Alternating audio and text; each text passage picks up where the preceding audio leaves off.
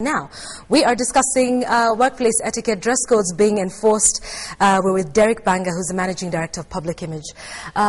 So, when you saw the story running, when you heard about the LSK's revised code, what came to your mind? I said, not a moment too soon. I mean, Yvonne, you know me. That's right. This is something I have a bee in my bonnet about. It's something I'm really passionate about, and it's about really dressing to send across a visual message. We're visual creatures, Yvonne. That's just how we are made. That's how we have evolved. We look at people and consciously or subconsciously, we basically judge them on how they're dressed and on their body language. And for me, dressing sends a huge message in terms of silently influencing your target market. So that's just as a start. So when we take a look at lawyers perhaps having dressed down Friday and they're in jeans and, you know, a shirt, and the ladies are in revealing clothes and short skirts, what effect do you think this has on how they perform their duties, or the outcome of a case, for example? Does it have any bearing? Well, my school of thought is the more casually you are dressed, the more casual your performance. Business casual equals to casualty in business. It's as simple as that. There's also a question of respect for your target market, in this case, your client, if you're a lawyer. And in fact, your clients are looking to you as a lawyer or somebody who works in judiciary. You know, we can even expand this to different fields. They are looking to you to look like you can perform. You need to look like you are the best in the business. You need to look like you're at the top of the game. They're not looking to you to dress like them. They're not looking to you to dress down. They're looking to you to look like you are successful, that you can perform, that you can bring the task at hand. They want you to look like you can outperform, outmaneuver, out-hustle, outdo the competition. Do you think it distracts perhaps the judge when we have lawyers in flowery clothing, revealing clothing? Do you think that might have an effect on the sort of judgments that he makes, you know, the sort of rulings that he gives out? Does it directly affect the output of work depending on how persons are dressed? Well, I'm not sure. I can't put myself in the place of a judge to say whether somebody is dressed a particular way, but I can tell you this, that you can actually influence the outcome of a case based on the way that you are dressing. And also, what kind of message are you sending? What do you want people to think when you are standing up in court and you are speaking on behalf of a particular client? What conclusion do you want to lead them to? So I guess it can affect the way a judge would make a ruling. Let's move away from lawyers and the judiciary now to the workplace in general. Is this something that you would like to see happening? The LSK has released that. Can this possibly, should it happen in other sectors? You know, dressing, number one, you need to dress appropriately for whatever your job is. So depending on the profession, depending on the industry, you need to be appropriate. If I was working for an NGO in northeastern Kenya, dressed like this would be inappropriate. So number one is what is appropriate. Let's get that straight, number two. But, number two is also, what message are you sending? You know, putting on a suit, for example, as a lawyer, is almost like putting on the uniform for your favorite football team if you're playing for them. It actually allows you to bring your A game to the table. It really does. It not only affects the way people see you, it also affects your performance. So whatever is appropriate, whatever you want your intended target market to think, it's as simple as that. Now, you know, I'm not here to literally legislate or to say you need to dress in a suit if you're a lawyer, or you need to dress in high heels. But I am here to say that if you are dealing with people in a particular industry, what do you want them to think? What do you want them to take away?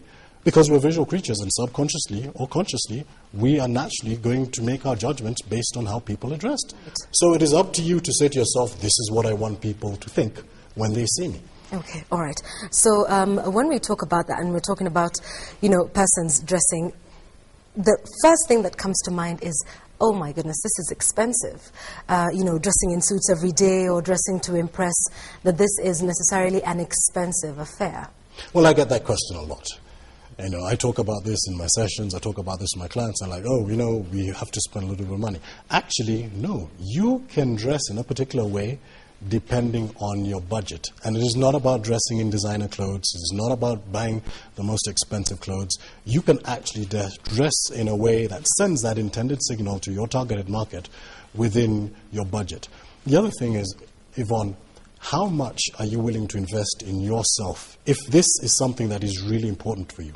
If it is important that your client see you as a top-tier performer, as your client see you as the best in the business, for you to separate yourself in this hyper-competitive world, you're competing with lawyers or whatever industry it is across the country, how much are you willing to invest in yourself? So again, it's a question of priority.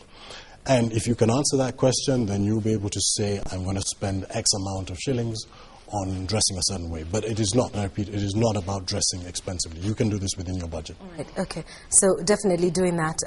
Because even as we talk about that, in various sectors, even for us broadcasters, there is some sort of expectation of how we dress in the sort of colors that we portray, the sort of images and moods and whatever.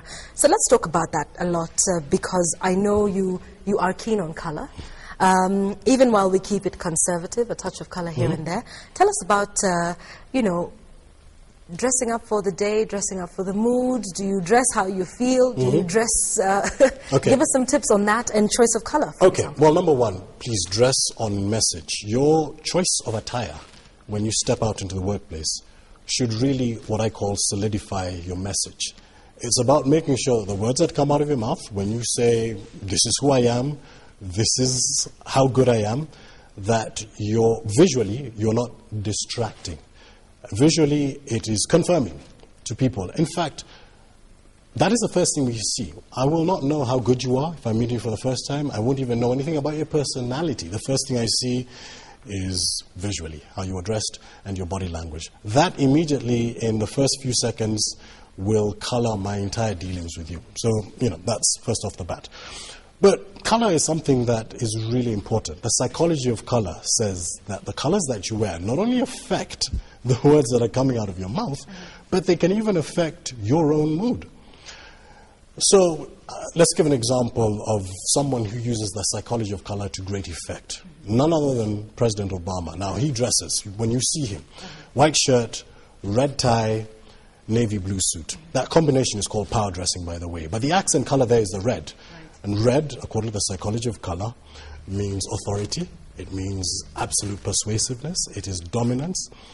It is the most bold color, certainly in terms of coming across. So if you look at your audience and say, I want to come across as bold, I want to come across as most authoritative, I want to come across as most persuasive, then it makes sense that you would incorporate a color like red or a color within the family of red to affect your target audience. But by the same token, if Obama is looking to push through, say, tough legislation, so he has Democrats and Republicans on one side, he'll wear a blue tie, because blue, according to the psychology of color, stands for peace and order and reasonableness and togetherness and that sort of thing. And so if you master some of these elements, you're at the top of your game. You are silently influencing your audience, and they have no idea. You don't even have to open your mouth. You just need to, you know, show up. And anything well packaged is half sold. That's true. That's true. While we're speaking of Obama as an example, when you take a look at politicians, and we will not name names, but do you think that's part of what they think about, or do they just, you know, put on anything? Of course, we know the ones who don the party colors and have, you know, the shirts and the T-shirts that have been printed with their party paraphernalia and whatnot. But for the most part, do you think politicians and leaders in this country take note of some of those things that you've talked about? Yvonne, the sad truth is in one word: no. Unfortunately, a lot of people, especially in the world of politics, are not aware of this, or even if they're aware, it is not a priority. And so what happens, you have a politician who is out there on the biggest stage, addressing a kamkunji, a baraza, or even coming into a studio for an interview, and they are wearing the wrong colors, which again is taking away from the power of their message. And again, I'll come back to this. It's not even something that you can control. It is subconscious. And if you want to be able to be at your most persuasive, at your most influential, you need to be able to know that these are the rules. Well, I shouldn't say rules, but at least you have that knowledge, and then you can have a greater influence on your target audience. And in this case, for a politician, it's the voters. Okay, all right, okay. Let's talk about young people, and we'll get to the tweets in just a moment because I can see them coming in. Fast and furious, I can imagine. Yes, for young people, do you think this is the caliber of people that disregard these rules the most? Well, okay. This whole thing about dressing down, for example, in the workplace, I mean, this is something that came out of Silicon Valley in the U.S. Now, the U.S. has given us a lot of great things. Yes. Coca-Cola will take. To Google offices, yes. And, they're playing on little beanie bags and it's all very casual. Which is fine. Yeah. But I think casual dressing is something, and actually the pendulum has actually swung the other way. So whereas you find a lot of organizations, certainly in America, certainly in Silicon Valley, are dress casual, the pendulum has swung where now people are saying that we have to dress up. Because dressing up has such a psychological effect on you. When you look good, you feel confident. When you're confident, you're able to then have greater self-esteem. Greater self-esteem leads to better performance. Better performance leads to more self-confidence. And that's that virtuous circle that you're looking to. So in answer to your question, certainly when it comes to young people, for young people, this is a hyper-competitive world. You're going out there are tons of young people, as we all know, who are looking for scarce jobs. As your previous guest said, how are you going to separate yourself from everybody else? One of the ways you can easily separate yourself is by starting to dress a little bit better. Dressing a little bit better. Now, I'm not saying you have to wear a three-piece suit, but I'm saying that if you take a little bit of pride in your appearance, automatically the message to a hiring manager or somebody who may be looking to bring somebody on board is this is somebody who has taken a little bit of effort in terms of their appearance. And this is the sort of person that we want in our organization. It stands to reason. If you look like you are in charge of yourself, then you can be in charge of other things. So my advice there to young people is, in fact, this is my benchmark, Yvonne. Once you have graduated from university or college, that's it. Start dressing up like an adult. Swag is for boys or girls. Class is for men and women. Like that. I like that. That works for me just fine. Let's get into the tweets now. George Kisundi, thank you for tweeting in. You say, about lady lawyers, their toes and shoes and covering them.